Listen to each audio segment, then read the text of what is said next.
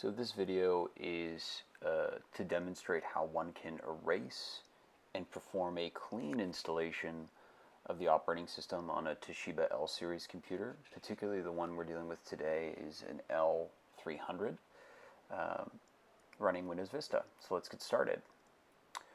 First, with the computer off, you're going to go ahead and hold down the 0 key.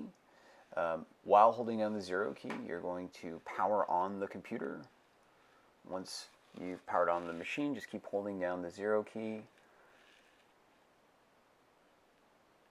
Eventually, once the computer is able to turn on, you'll usually get this screen with prompting you for the option to press F8, at which point go ahead and press that, and then we're going to select the repair your computer option.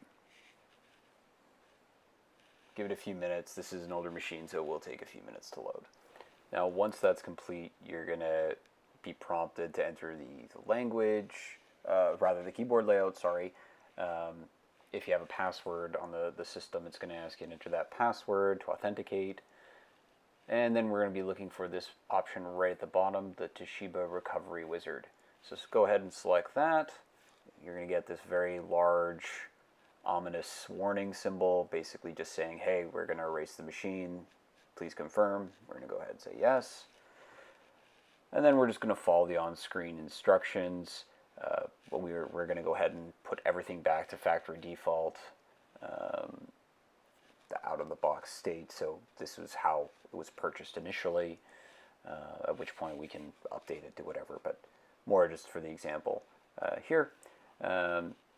Then we're going to go ahead and initialize the process. Again, this can take a few minutes depending on the age of the computer. Won't spend too much time here, but just to give you a visual, we'll have the load sequence.